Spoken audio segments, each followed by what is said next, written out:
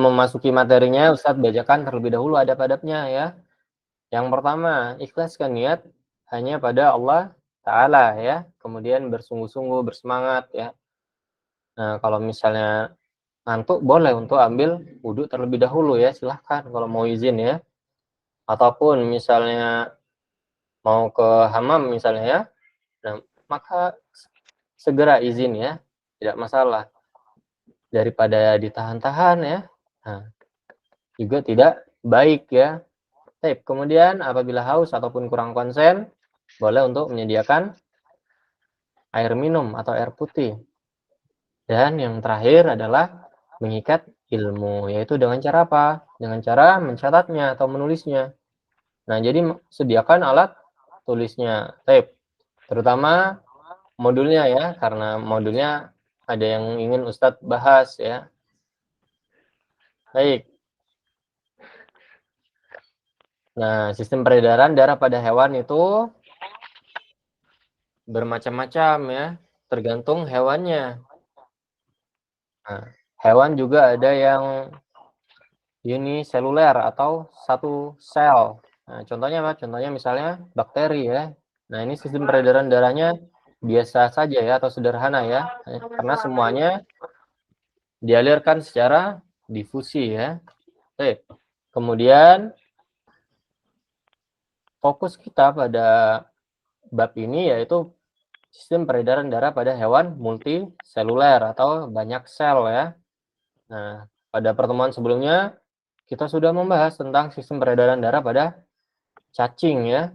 Nah, yang mana cacing ini memiliki pembuluh jantung dan pembuluh kapiler ya yang terdapat di seluruh tubuhnya. Peredaran darah pada cacing cukup sederhana kalau kita lihat ya. Yaitu menggunakan sistem peredaran darah tertutup ya. Yang mana darah akan selalu berada pada pembuluh darah ataupun pada jantungnya ya. Nah, ketika jantung memompa darah menuju bagian dorsal dari cacing, nah, maka darah akan mengalir ke pembuluh darah tersebut. Setelah sampai di pembuluh darah dorsal atau bagian punggung, darah akan dialirkan lagi menuju ke pembuluh darah ventral atau bagian perutnya ya. Kalau kita lihat pada gambar itu yang melingkari bagian perutnya. Supaya apa? Supaya darah dapat menyebar ke seluruh tubuh dari cacing. Kemudian, darah akan kembali lagi ke pembuluh darah dorsal untuk diteruskan kembali lagi ke jantung ya, dan seterusnya. Baik, kemudian kita juga pada pertemuan sebelumnya juga sudah membahas tentang sistem peredaran darah pada serangga ya. Nah, sistem peredaran darah pada serangga ini merupakan sistem peredaran darah terbuka. Artinya apa? Artinya darah tidak selalu berada pada pembuluh darah ataupun jantung ya. Nah, jadi ada kalanya darah pada serangga ini keluar melalui rongga tubuh dari serangga ya. Jadi keluar dari pembuluh darahnya dan beredar di rongga tubuh serangganya ya.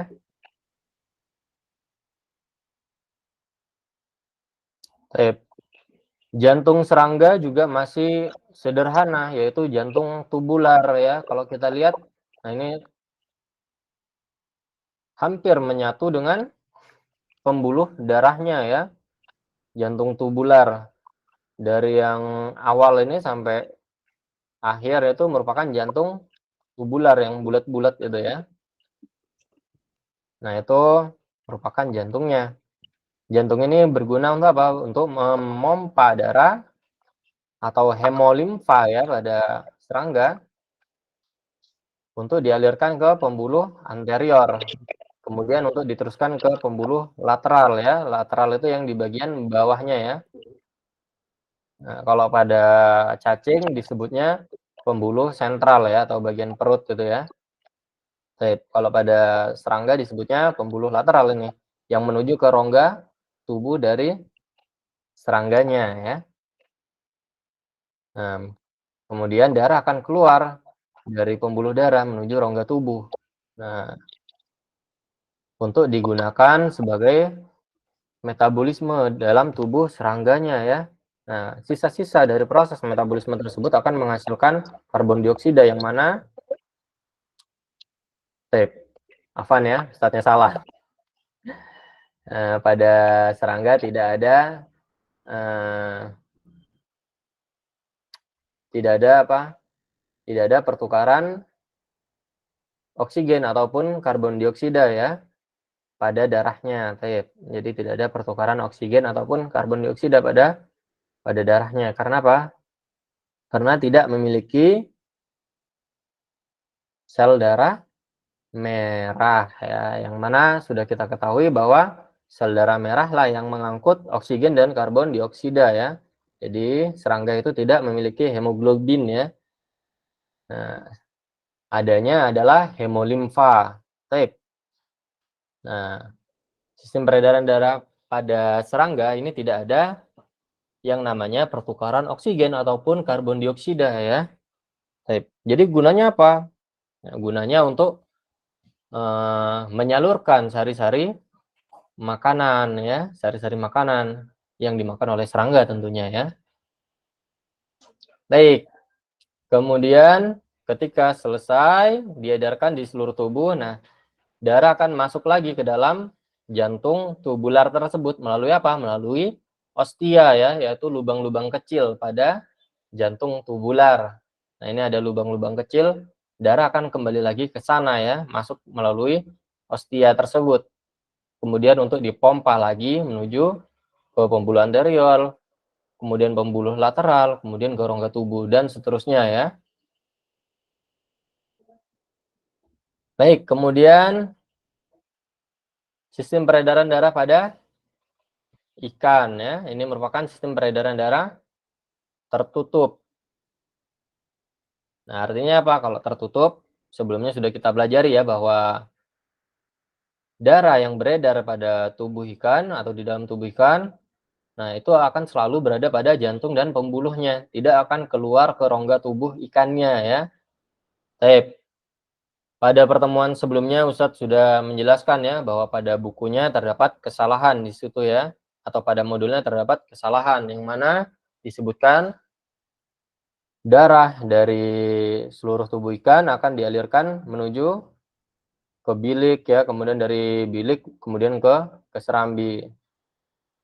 Itu kurang tepat ya, karena apa? Nah, darah yang digunakan sebagai proses metabolisme dalam tubuh ikan akan menghasilkan karbon dioksida ya, kemudian nah, karbon dioksida tersebut akan diangkut oleh pembuluh vena. Nah, pembuluh vena ini akan mengalirkan darah yang banyak karbon dioksidanya tersebut menuju serambi ikan ya, serambi jantung ikan ya. Dari serambi kemudian menuju ke bilik ya. Nah, bilik inilah yang akan memompa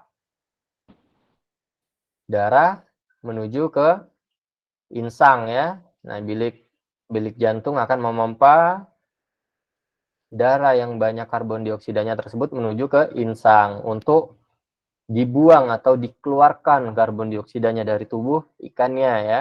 Kemudian darah akan mengangkut oksigen yang ada pada insang ikan. Kemudian darah yang mengangkut oksigen tersebut akan mengalir melalui arteri ya untuk disebarkan ke seluruh tubuh ikan dan seterusnya ya.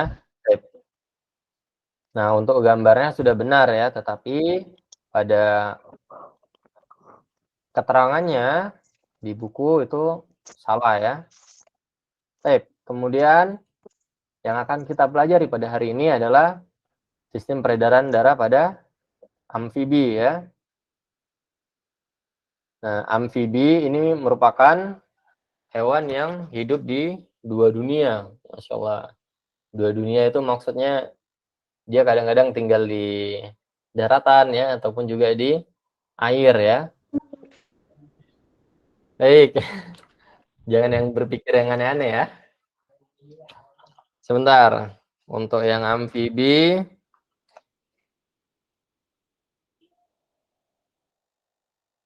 Zalfa, silakan Zalfa dibaca. Zalfa, amfibi. Ustaz, izin ke kamar mandi. Ya Ustaz, Baik, silakan. katak memiliki sistem katak memiliki sistem peredaran darah tertutup.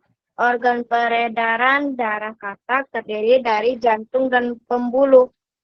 Jantung katak terdiri dari 3 ruangan, yaitu serambi kanan, serambi kiri, dan 1 buah bilik. Katak memiliki peredaran darah ganda, yaitu darah beredar 2 kali. Pertama, darah dari serambi kanan ke paru-paru, kemudian kembali ke serambi kiri, baru ke bilik, dan ke seluruh tubuh. Untuk kemudian kembali ke serambi kanan. Baik. Sudah Ustaz. Nah, artinya pada amfibi ini memiliki sistem peredaran darah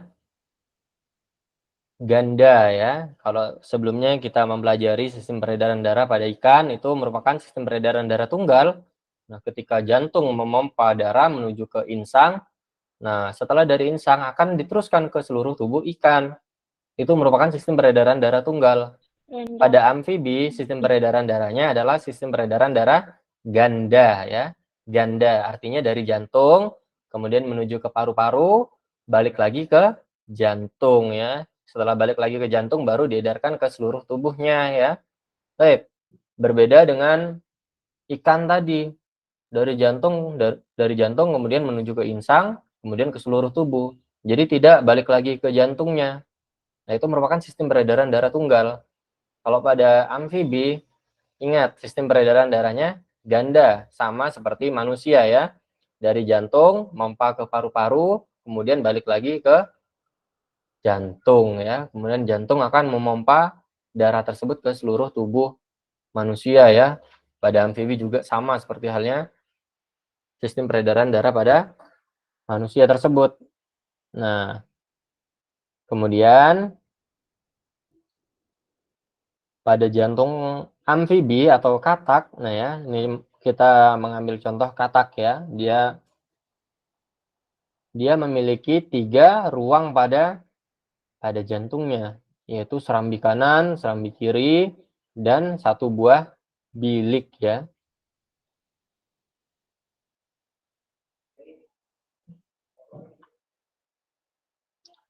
Baik.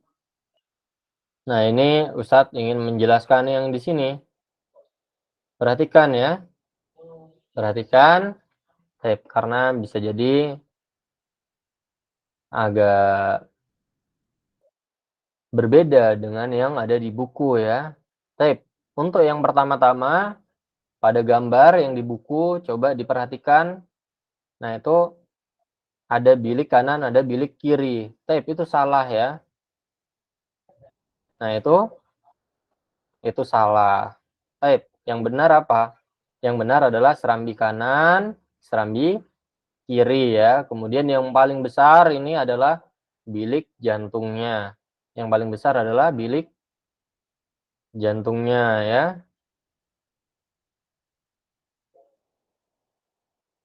Baik. Kalau kita lihat memang bilik jantung ini selalu memiliki ukuran yang lebih tebal ya. Karena apa? Karena memang tugasnya lebih berat daripada serambinya ya. Tugasnya adalah untuk memompa ya, untuk memompa darah. Baik. Kemudian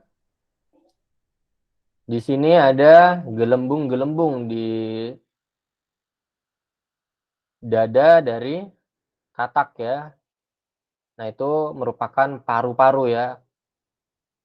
Untuk yang warna merah ini ya, ini disebutnya jantung.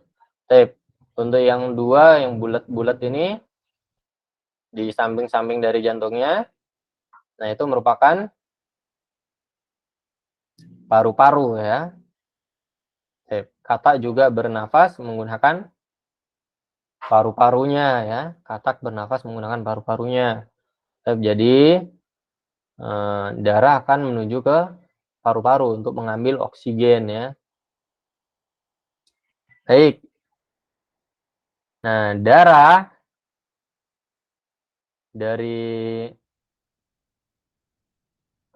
yang sudah digunakan oleh tubuh katak untuk proses metabolisme, dia akan menghasilkan apa? Menghasilkan karbon dioksida ya, yang mana karbon dioksida juga tidak dibutuhkan oleh apa? Oleh tubuh katak ya, sehingga perlu dikeluarkan. Nah, sehingga darah yang kaya akan karbon dioksida tersebut akan menuju ke bagian mana? Bagian serambi kanan dari katak ya, bagian serambi kanan dari katak ya. Baik. Kemudian dia akan menuju ke bilik jantung dari kataknya. Nah, bilik jantung akan memompa darah tersebut menuju ke paru-paru. Paru-paru tersebut nanti akan mengeluarkan atau melepaskan karbon dioksida tersebut keluar dari tubuh kataknya ya. Baik.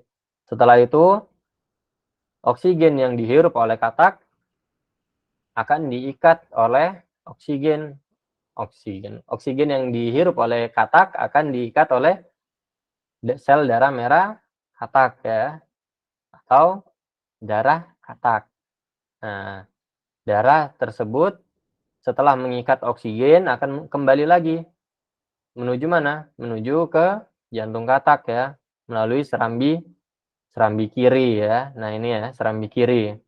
Baik. Setelah sampai ke serambi kiri akan mengalirkan darah yang kaya akan oksigen tersebut menuju ke bilik jantung dari kataknya. Nah, bilik jantung katak akan memompa darah tersebut menuju ke seluruh tubuh katak ya.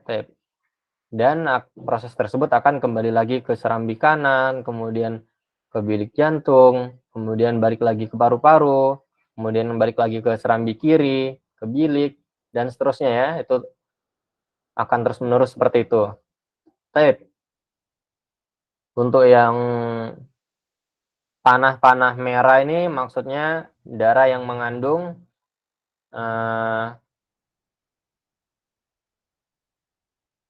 yang merah-merah ini merupakan darah yang mengandung oksigen ya. Untuk yang biru ini merupakan darah yang mengandung karbon dioksida ya. Jadi membedakannya seperti itu. Nah, ini ilustrasinya untuk membedakan darah yang mengangkut oksigen itu yang panah merah, untuk yang mengangkut karbon dioksida yang panah biru ya. Jadi bisa dicoret itu di bukunya bahwa itu merupakan serambi kanan, serambi kiri, kemudian yang paling besar disebut dengan bilik ya. Nah, itu salah penulisannya. Baik, kemudian kita lanjutkan. Reptilia. Keira, silakan Keira dibaca reptilia. Ya, reptilia. Reptilia dalam hal ini buaya memiliki sistem peredaran darah sama seperti katak, yaitu peredaran darah tertutup dan ganda. Perbedaan buaya dengan katak adalah pada organ jantung yang lebih sempurna, di mana jantung memiliki 4 ruang, bilik kanan, bilik kiri, serambi kanan, dan serambi kiri. Hanya saja sekat antara bilik kanan dan bilik kiri belum sempurna. Kemudian? Nah, beredar dari serambi kanan, bilik kanan, untuk kemudian ke paru-paru. Kemudian darah kembali ke serambi kiri, baru ke bilik kiri dan dipompa ke seluruh tubuh. Dan darah kembali ke serambi kanan. Baik. Nah, pada reptil, contohnya adalah buaya misalnya ya. Contoh lain reptil apa? Ular misalnya ya. Baik. Banyak sekali ya. Nanti dicari-cari ya, anak-anak sekalian. Kemudian, sistem peredaran darah pada reptil, kita mengambil contoh buaya di sini ya. Nah, ini hampir mirip seperti katak ya, yaitu sistem peredaran darah tertutup dan ganda. Kalau tertutup itu maksudnya dia selalu berada pada pembuluh darahnya dan juga jantungnya. Dia tidak akan keluar dari pembuluh darahnya menuju ke rongga ya, ke rongga tubuh seperti serangga ya, tidak ya. Nah, sistem peredaran darah tertutup ini artinya darah selalu mengalir pada pembuluh darah dan juga jantung. Baik, kemudian sistem peredaran darah pada reptil juga menggunakan sistem peredaran darah ganda, yang mana jantung akan memompa darah menuju ke paru-paru, kemudian akan kembali lagi ke jantung. Setelah kembali ke jantung akan dipompa lagi ke seluruh tubuh. Nah, jantung pada buaya ini lebih sempurna daripada katak ya. Kalau pada katak tadi hanya memiliki 3 ruang, yaitu serambi kanan, serambi kiri, kemudian bilik ya. Nah, biliknya hanya ada 1. Baik, kemudian untuk yang reptil atau buaya di sini ini lebih sempurna, dia sudah memiliki 4 ruang ya, sudah memiliki 4 ruang pada jantungnya. Ada serambi kanan, ada serambi kiri, ada bilik kanan, ada bilik kiri ya. Nah, hanya saja sekatnya di sini belum sempurna. Sekat, apa fungsi sekat pada jantung? Ada yang tahu? Agar darah yang mengandung oksigen tidak tertutup, Darah yang darah yang mengandung tidak bercampur dengan darah yang Baik. Darah dan yang mengandung banyak oksigen dan karbon dioksida. Tuntas. Jadi sekat itu kan tujuannya seperti itu ya, untuk memisahkan bagian kanan dan bagian kiri dari jantung ya. Nah, supaya apa? Supaya darah yang mengandung banyak karbon dioksida dan darah yang mengandung oksigen tidak tercampur ya, tidak tercampur. Nah, jantung pada buaya ternyata sekatnya itu belum sempurna ya. Akibatnya apa? Akibatnya darah yang mengandung karbon dioksida dan juga darah yang mengandung oksigen seringkali tercampur ya. Memang dia memiliki sekat, tapi sekatnya itu tidak benar-benar memisahkan dengan baik ya, sehingga darah seringkali tercampur antara darah yang mengandung banyak karbon dioksida dan darah yang mengandung oksigen. Baik, kemudian kita lihat pada gambarnya ya. Nah, pada gambarnya juga terjadi kesalahan di sini. Baik, salahnya di mana? Salahnya, nah ini yang harusnya serambi kiri ditulisnya bilik kiri ya. Nah, itu bisa dicoret di bukunya. Itu bukan bilik kiri, tetapi serambi kiri. Kemudian yang bilik kanan juga bukan bilik kanan itu, tetapi apa? Tetapi serambi kanan ya. Ini merupakan serambi kanan. Yang ini merupakan serambi kiri. Yang ini bilik kanan. Yang ini bilik kiri. Tape. Bisa dicoret saja di bukunya, diganti ya. Nah, Gimana tadi Ustadz yang dicoret? baik.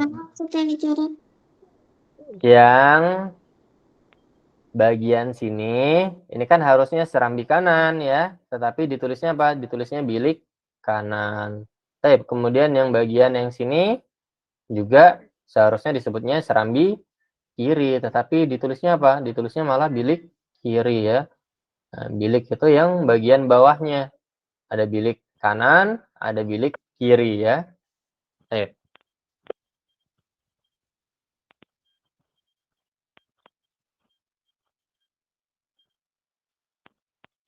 Nah, Ustadz, ya, berarti yang serambi itu bilik ya Ustadz? Yang ditulis serambi. iya, yang seharusnya serambi ditulisnya bilik di situ. Yang bilik ditulisnya serambi. Kebolak-balik.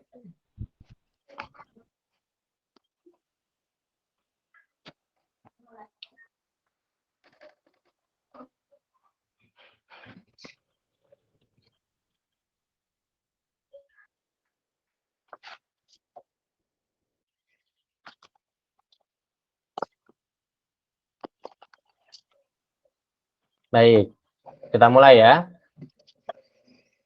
Ya, Ustaz. Ya, Ustaz. Kalau kita mulai dari bilik kiri, misalnya ya, dari bilik kiri. Nah, kalau dari bilik kiri artinya apa? Darah yang mengandung banyak karbon dioksida ya. Karena dia banyak mengandung karbon dioksida, maka harus dikeluarkan dari tubuh buayanya ya. Darah dari bilik kiri akan dipompa oleh bilik kiri menuju ke paru-paru. Untuk apa? Untuk dikeluarkan ya dari tubuh buayanya. Setelah dikeluarkan, kemudian akan berganti dengan oksigen pada paru-paru. Darah akan mengangkut oksigen yang ada di paru-paru buayanya untuk kemudian diangkut menuju ke serambi kiri ya, serambi kiri ya. Nah, ini serambi kiri. Dari serambi kiri akan menuju ke bilik kiri ya. Apakah bisa dari bilik kiri balik lagi ke serambi kiri? Tidak bisa ya. Ada katupnya ya, sehingga tidak bisa kembali lagi. Baik, setelah masuk ke bilik kiri akan memompa darah yang kaya akan oksigen tersebut menuju ke seluruh tubuh buaya ya, untuk digunakan sebagai apa? Sebagai pembentuk energi ya, kemudian digunakan sebagai metabolisme dan lain sebagainya ya. Nah, sisa-sisa dari proses tersebut akan menghasilkan karbon dioksida ya. Karbon dioksida ini nanti harus dikeluarkan lagi dari tubuh buayanya ya. Nah, sama halnya dengan makhluk-makhluk atau hewan-hewan yang lain ya, yang mana karbon dioksida harus dikeluarkan dari tubuhnya karena memang tidak dibutuhkan oleh tubuhnya ya. Karbon dioksida akan dikeluarkan dari tubuh buaya menuju ke mana? Menuju ke serambi kanan ya, menuju ke serambi kanan. Kemudian dari serambi kanan, darah akan dialirkan lagi menuju ke bilik kanan ya. Baik. Apakah bisa kembali lagi ke serambi kanan setelah masuk ke bilik kanan? Jawabannya tidak bisa ya, ada katupnya ya. Nah, setelah dari bilik kanan akan menuju ke paru-paru untuk dikeluarkan dari tubuh buayanya. Proses tersebut akan terus berulang ya. Baik, kemudian kita menuju ke burung dan juga mamalia ya. Silahkan Khawla dibaca.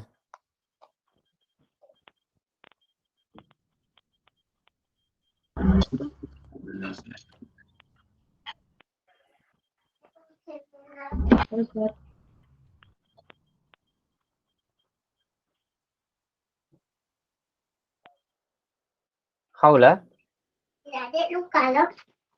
Ada Khawla?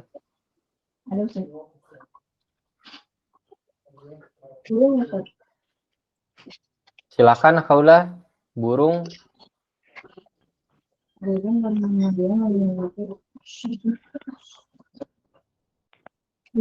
mamalia memiliki peredaran yang yaitu peredaran darah tertutup dan ganda.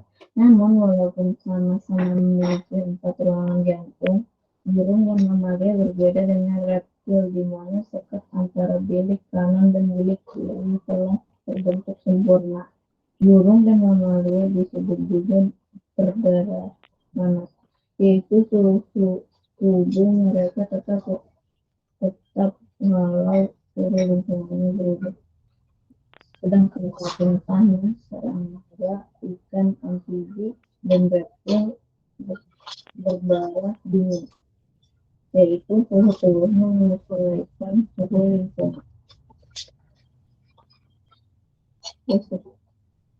Baik. Nah, pada burung ini lumayan sempurna ya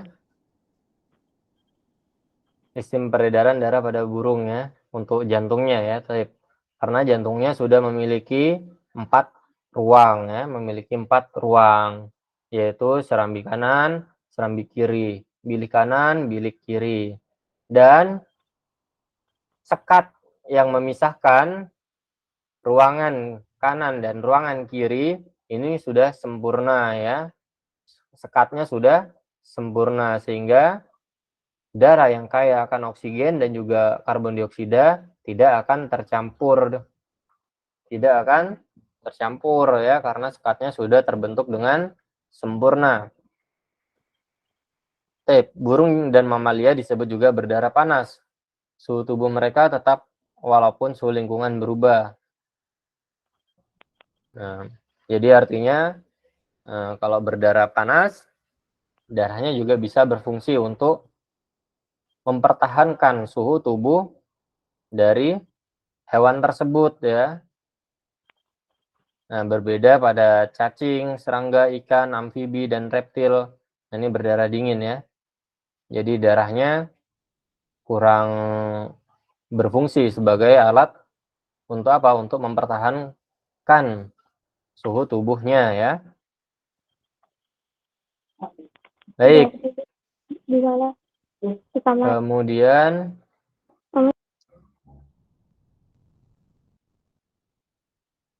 ini juga terbalik ya. Yang harusnya serambi kanan ditulis bilik kanan. Yang seharusnya ditulis serambi kiri malah ditulis bilik kiri ya. Dan yang seharusnya merupakan bilik kanan malah tertulis serambi kanan. Ini juga merupakan bilik kiri ya, tetapi tertulis serambi kiri. Baik, itu kebalik ya. Silahkan dicoret, tidak masalah.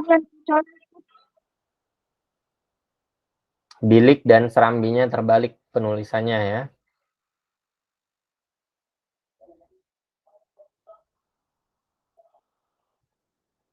Baik. Kita lanjutkan. Nah, pada burung, sekat yang memisahkan bagian kanan, bagian kiri dari jantungnya sudah terbentuk dengan sempurna ya, terbentuk dengan sempurna. Artinya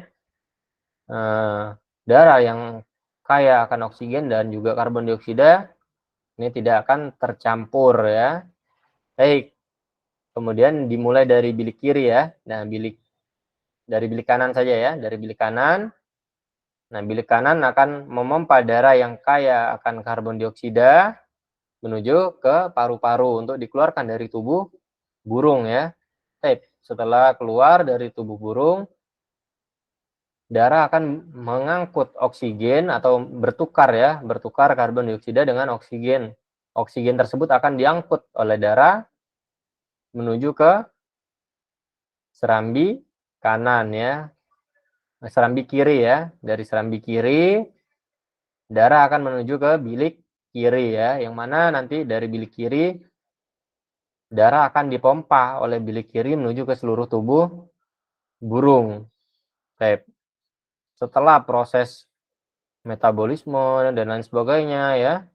Nah, darah atau tubuh burung akan menghasilkan sisa-sisa karbon dioksida yang mana itu tidak dibutuhkan oleh burung ya, sehingga harus dikeluarkan dari tubuh burungnya. Darah akan mengikat karbon dioksida tersebut akan dialirkan menuju ke serambi kanan. Nah, setelah sampai ke serambi kanan, darah yang banyak karbon dioksidanya tersebut akan dialirkan menuju ke bilik kanan. Kemudian akan dibuang keluar dari tubuh burung menuju paru-paru ya. Dan seterusnya ya. Prosesnya sama ya, akan berulang seperti itu ya. Baik.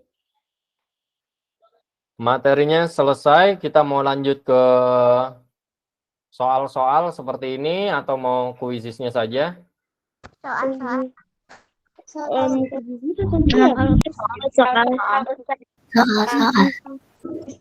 Baik. Kita bahas soal-soal ini saja ya. Ini lebih cepat ya kita bahasnya ya. Nomor 1. Zilia, silakan dibaca dan dijawab.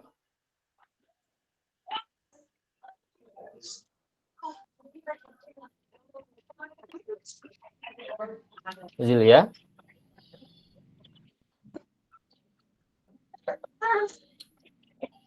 Zilia masih ada? Baik, kita lewati. Zalfa, Ya Ustaz. Zalfa silakan nomor 1. Bagian ruang jantung 1 dan 2 berkontraksi, yang terjadi adalah darah keluar dari paru-paru.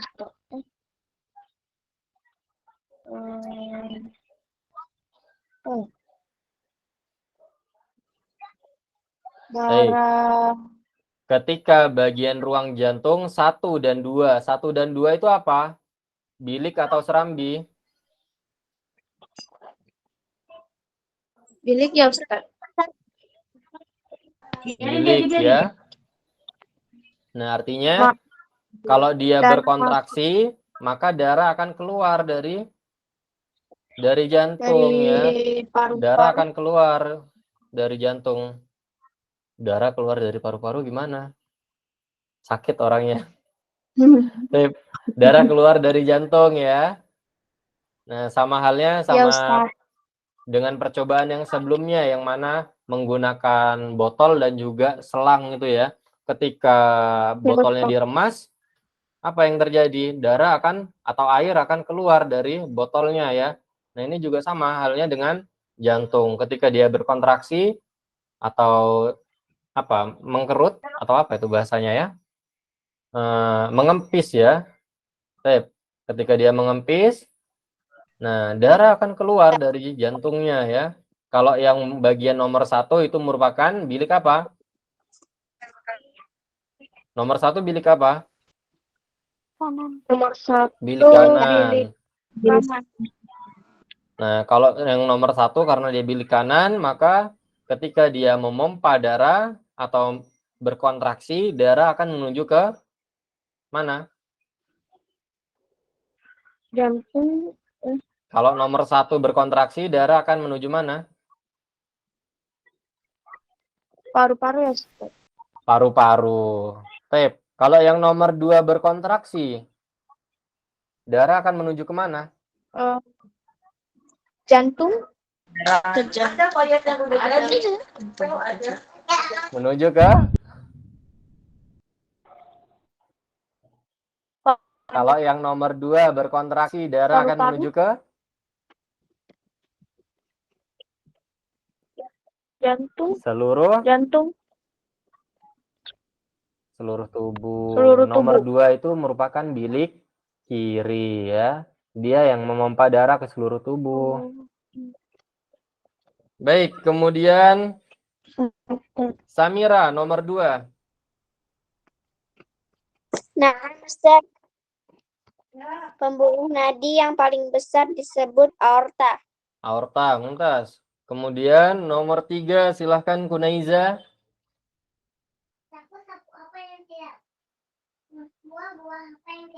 Kunaiza. Nomor 3. Darah yang dipompa ke paru-paru mengandung banyak oksigen. Darah yang dipompa ke paru-paru artinya harus dikeluarkan dari tubuh hewannya atau tubuh manusia ya. Dioksida Ustaz. Karbon dioksida. Entah, jawabannya adalah karbon dioksida. Kalau darah dari paru-paru, barulah itu merupakan darah yang mengandung banyak oksigen ya. Darah dari paru-paru itu merupakan darah yang banyak mengandung oksigen. Kalau darah yang dipompa ke paru-paru, maka itu merupakan darah yang mengandung banyak karbon dioksida karena harus dikeluarkan dari tubuh hewannya ya. Baik, kemudian Raihana nomor 4.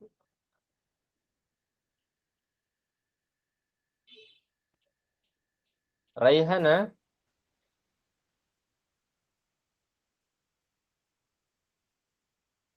Baik, silakan Hanina. Nomor 4 ya. Iya, nomor 4.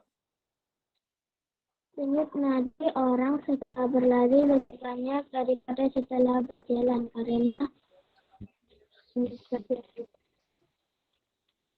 Karena apa? Tadi putus suaranya Hanina. jantung bekerja keras. Jantung bekerja keras ya. Denyut nadi orang setelah berlari itu lebih banyak daripada orang yang setelah berjalan ya, karena ketika berlari itu jantung bekerja lebih keras daripada orang yang sedang berjalan. Lantas kemudian Sarah Hakifah nomor 5. Ya Ustadz, Silahkan nomor 5. kegiatan yang menghasilkan denyut nadi paling rendah adalah berjalan. Berjalan apa tidur? Hah? Tidur ya? Kamu Kayaknya tidurnya tidur sambil deh. jalan? Enggak Kalau lah, tidur sambil lari? Baik. tidur di tempat. Hah? Tidur Gimana? di tempat. Tidur di tempat ya. Baik. Karena tidur tidak melakukan aktivitas-aktivitas yang lain, nah maka denyut nadi pada saat tidur itu merupakan denyut nadi yang paling rendah di antara yang lain ya. Kecuali tidurnya sambil berlari ya. Nah, itu mungkin bisa Larinya jadi di ya. mimpi. Baik, kemudian nomor 6. Nomor 6, Kiana.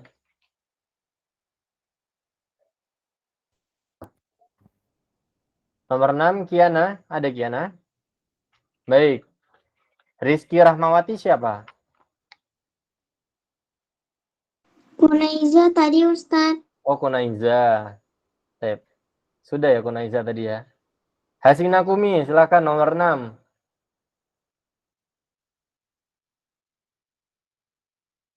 Hasina, Iya Ustadz. nomor 6. Pembuluh darah yang mengalirkan darah dari jantung menuju ke seluruh tubuh disebut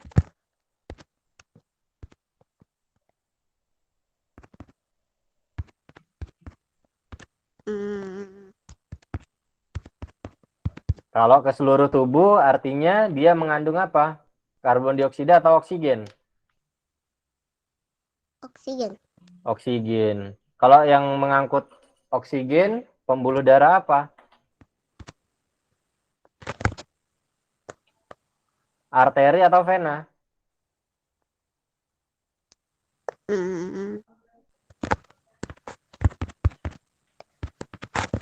Arteri. Arteri ya. Baik.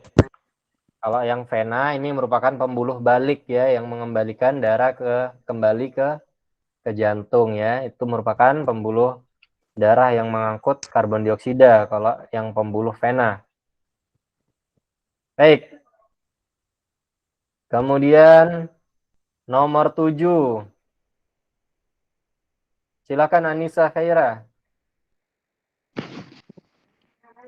Otot-otot penyusun jantung disebut miokardia. Miokardia, Mumtaz. Kemudian nomor 8. Alessa Mazaya. Cara yang benar untuk menjaga kesehatan alat peredaran darah adalah Yang mana? mengurangi makan berlemak. Mengurangi makanan berlemak ya. Kalau banyak lemak, apa resikonya? Banyak lemak. Kalau kelebihan lemak, Apa ya? kemarin apa? Contohnya salah satunya apa kemarin? Jantung koroner ya, yang mana pembuluh darahnya tersumbat ya, pembuluh darahnya tersumbat oleh kolesterol ya. Oh iya. Oh iya. Baik. Nomor 9. Coba Ustadz lihat. Afara nomor 9. Pembuluh darah pada betis kaki kanan Pak Herlambang tampak menonjol. Keadaan ini sangat berbeda dengan pembuluh darah pada kaki kirinya. Kemungkinan Pak Herlambang mengalami varises. varises ya, yang mana ada pelebaran pembuluh balik ya. Nah, pembuluh baliknya atau pembuluh venanya itu melebar ya. Kalau pada kaki itu disebutnya varises ya. Kalau pada anus disebutnya apa? Pelebaran pembuluh vena pada anus disebut apa? Wasir. Ambeien atau wasir ya.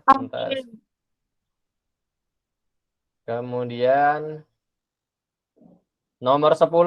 Ada yang mau coba? Zalfa Ustaz. Sabria, silakan Sabria. Penyakit pada sistem peredaran darah yang ditandai dengan tingginya tekanan darah disebut hipertensi. Hipertensi, mumtaz. Alhamdulillah, materinya sudah selesai. Silahkan bertanya apabila ada yang ingin ditanyakan sebelum kita akhiri. Kenapa Hanina?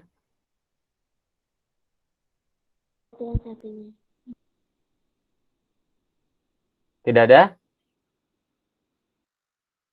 Baik, kalau tidak ada, kita akhiri dengan doa kafaratul majelis. Subhanallahumma wa bihamdika asyhadu an la ilaha illa anta astaghfiruka wa atubu ilaik. Baik, Ustaz akhiri ya. Assalamualaikum warahmatullahi wabarakatuh. Waalaikumsalam warahmatullahi wabarakatuh.